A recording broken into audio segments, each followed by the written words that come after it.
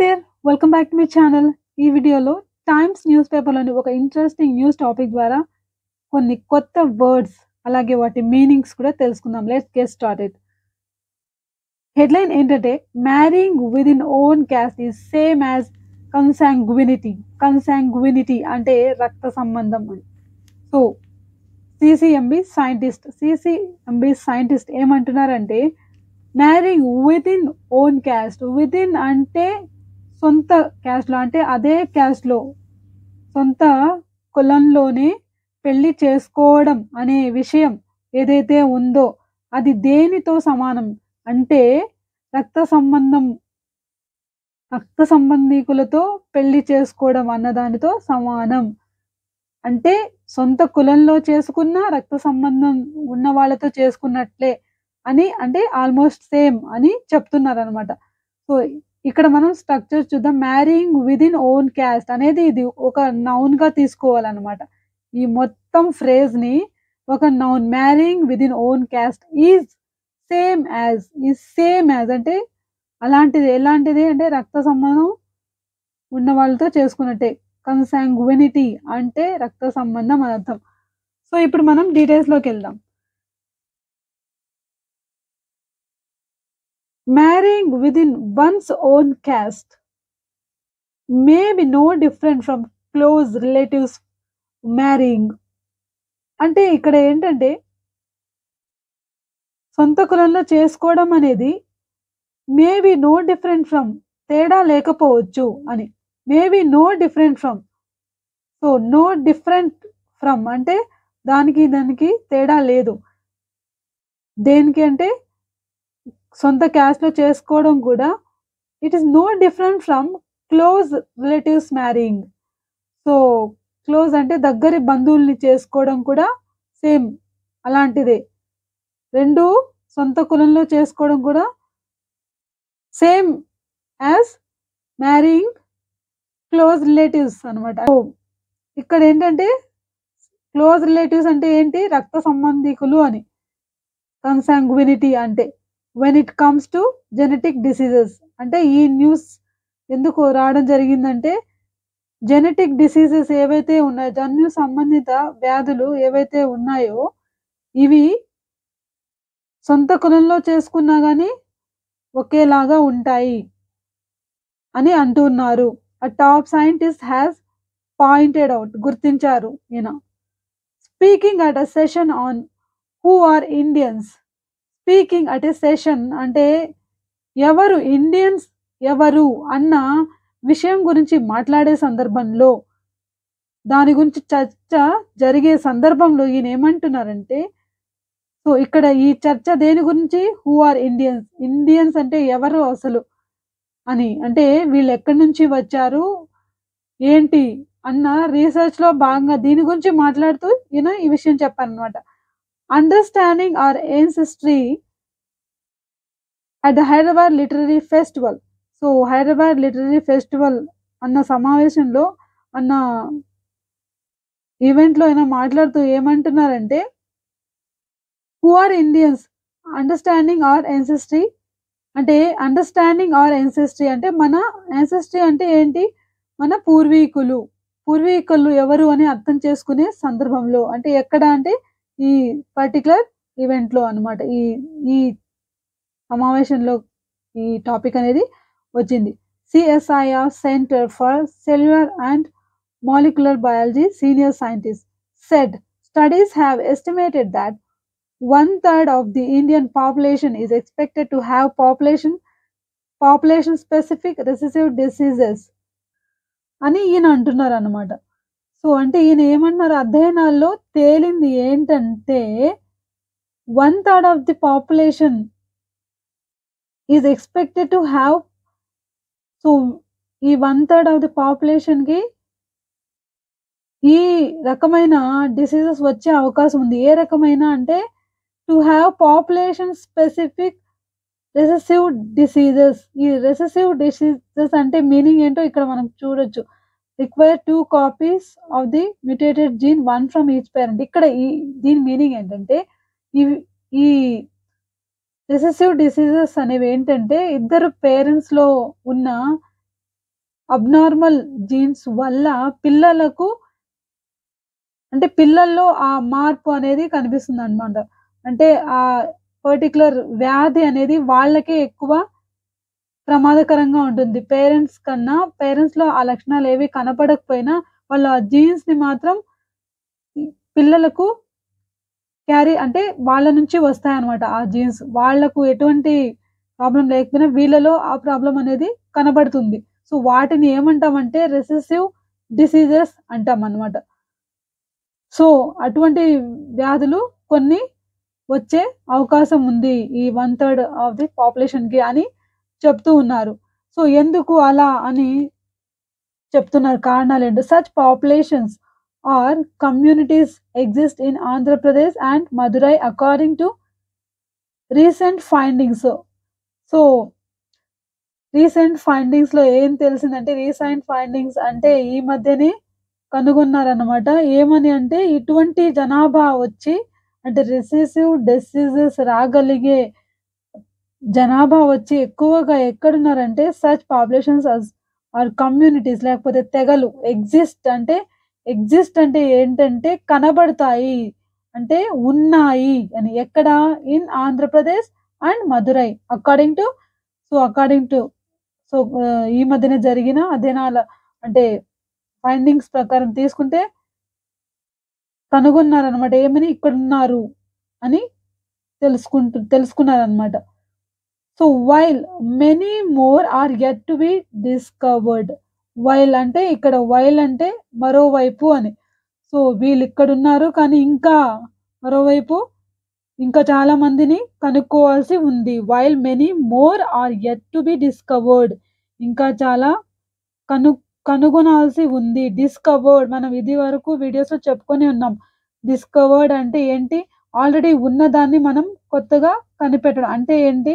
ఇ ఉన్న విషయాన్ని ప్రపంచానికి తెలియజేయడం అంటే అప్పుడు డిస్కవర్ అన్న వర్డ్‌ని యూజ్ చేస్తాం. ఇన్వెంట్ అంటేనేమో సృష్టించడం కొత్తగా. అది తేడా అన్నమాట. సో, ఇక్కడ యెట్ టు బి డిస్కవర్డ్ అనేది or yet to be discovered అనేది ఒక స్ట్రక్చర్. ఇంకా కనుక్కోవాల్సి ఉంది. అలాగే the dinner is yet to be prepared. ఇంకా డిన్నర్ ప్రిపేర్ చేయాల్సి ఉంది. అలాగే the room is yet to be cleaned. So, ఇలా మనం ఈ స్ట్రక్చర్‌ని ఉపయోగించొచ్చు. While tracing the ancestry of Indians. Tracing అంటే ఏంటంటే కనిపెట్టడం లేకపోతే ఫలానా ప్లేస్‌లో ఉన్నారు అని తెలుసుకోవడం. సో, దేన్ని గుర్తించే సందర్భంలో అంటే యాన్సెస్ట్రీ ఆఫ్ ఇండియన్స్ అంటే భారతీయుల పూర్వీకులు. అంటే వీళ్ళెక్కడి నుంచి వచ్చారు అని గుర్తించే సందర్భంలో which migrated from South Africa in 2 waves. So, which migrated అంటే ఏంటి? యాన్సెస్ట్రీని రెఫర్ చేస్తూ ఉందన్నమాట. సో, వీళ్ళొచ్చి migrated from South Africa in 2 waves. 2 waves అంటే 2 విడతలుగా వచ్చారు. సో, వీళ్ళు మన పూర్వీకులు ఎవరైతే ఉన్నారో వీళ్ళు సౌత్ ఆఫ్రికా నుంచి 2 విడతలుగా రావడం జరిగింది. So, Thangaraj said that all of us have shared genes except the population in the Andaman Islands which is different. So, వీళ్ళేమంటున్నారు? ఈయన తంగరాజ్ గారు ఏమంటున్నారంటే said that all of us have shared మనం అందరం పంచుకొని ఉన్నాము జన్యువులు ఎక్సెప్ట్ ది పాపులేషన్ వీళ్ళు మాత్రం పంచుకోలేదన్నమాట ఆ జీన్స్‌ని. ఎందుకంటే ఇది ఐసోలేటెడ్ కాబట్టి. అంటే సెపరేట్‌గా ఉన్న దీవి కాబట్టి. సౌత్ ఆఫ్రికా నుంచి కూడా మన పూర్వీకులు అంటే వాళ్ళ ద్వారా కూడా మన ఇండియన్స్‌లో వాళ్ళు కూడా ఉన్నారు. అంటే ఏంటి? మనం ఎవ్వరు కానీ so, Indians are mixed population with the entire range of extremely light colour skin to extremely dark colour skin he said. ఈయనేమంటున్నారు? ఇండియన్స్ ఆర్ మనకు తెలిసినట్టుగా mixed population with entire range of extremely light coloured. అంటే చాలా light colour అంటే తెలుపు, అలాగే నలుపు. So, కలగలిసిన ఒక కలయిక. మన భారతీయులు. All Indians are mixture of different communities and different ancestry. So మనం అనుకుంటున్నట్టుగా మన ఇండియన్స్ అందరూ అంటే మనం అందరం అనుకుంటుంటాం కదా, నేను ఇండియన్‌ని, నేను భారతదేశంలో పుట్టాను. ఇలా మనం ఎంతో ఎమోషనల్‌గా చెప్తూ ఉంటాం. కానీ ఇక్కడ వీళ్ళేమంటున్నారంటే all Indians are mixture of different communities and different ancestry. భారతీయులందరూ కూడా వేటి కలయిక అంటే డిఫరెంట్ కమ్యూనిటీస్ అంటే రకరకాల తెగలకు సంబంధించిన జన్యువులకు సంబంధించిన కలయిక. అండ్ డిఫరెంట్ ancestry అంటే ప్రాచీన అంటే పూర్వీకులకు సంబంధించిన. There is no population that is of the pure archaic type except in the Andamans. ఈయనేమంటున్నారంటే there is no population that is of the pure archaic. ఆర్కైక్ అంటే ఏంటి? ప్రాచీన. సో ప్రాచీన రకమైనటువంటి అంటే ప్యూర్ మన భారతదేశంలోనే అంటే మనం అనుకున్నట్టుగా ప్యూర్ ఎవ్వరూ లేరు. సో కాబట్టి కానీ ఎక్సెప్ట్ ఇన్ ది అండమాన్స్‌లో మాత్రం వాళ్ళు అక్కడి వాళ్ళే. They carry a distinct gene pool as they have remained isolated all this time. So వీళ్ళు మాత్రం ఎప్పుడు గాని ప్రత్యేకంగానే నిలిచిపోయారు. వీళ్ళది దీవి కాబట్టి. So they carry a distinct gene pool. So distinct అంటే they carry a distinct gene pool as they have remained isolated all this time. So వీళ్ళు మాత్రం అంటే ఖచ్చితమైన జన్యు సమీకరణని కలిగి ఉన్నారు. అంటే ఏంటంటే వీళ్ళు remained isolated all this time. ఆ టైంలో వాళ్ళు ఐసోలేటెడ్‌గా ఉన్నారు. అంటే వేరే వాళ్ళతో సంబంధం లేకుండా ఐసోలేటెడ్‌గా ఉండిపోయారు అని. అంటే వాళ్ళకు ఇతర దేశాలకు గాని, రాష్ట్రాలకు గాని సంబంధం లేకుండా ఉండిపోయారు కాబట్టి వాళ్ళు మాత్రం ఖచ్చితమైన జన్యు సమీకరణను కలిగి ఉన్నారు. అంటే క్లియర్ అని అర్థం. డిస్టింక్ట్ అంటే. సో అదన్నమాట. రిమైండ్ అంటే ఉండిపోయారని. He added that the first wave of the population came from South Africa and settled in the Andamans and the southern part of the country, forming the ancestral South Indians. ఈయనేమంటున్నారు? He added అంటే ఏంటి? ఇంకా ఏం చెప్తున్నారంటే that the first wave of the population అంటే జనాభా యొక్క మొదటి విడత అంటే ఎక్కడి నుంచి వచ్చారు? Came from South Africa.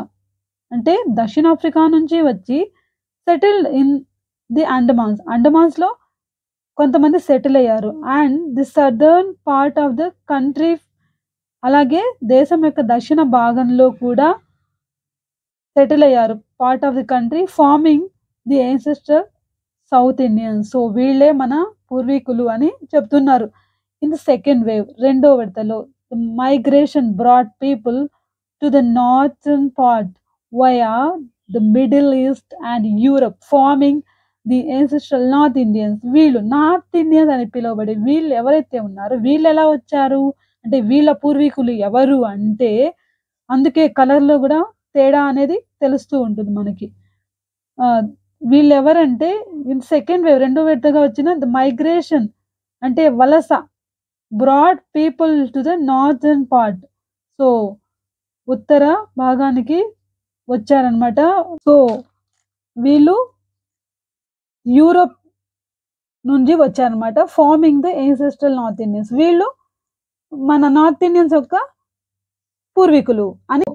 అంటే ఈ క్యాట్ కలర్ అనేది డిఫరెంట్‌గా ఎందుకు ఉందంటే మ్యూటేషన్ అంటే పరివర్తన. ఇంకొక మీనింగ్ తీసుకుంటే పరివర్తన అంటే ఏంటి? మార్పు. సో ఆ మార్పు అనేది జీన్ వల్ల అంటే జన్యుపరమైన మార్పు అని.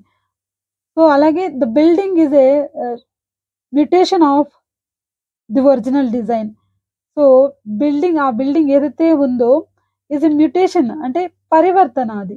అది ఒక మార్పు. దేని మార్పు అంటే ఆఫ్ ది ఒరిజినల్ డిజైన్.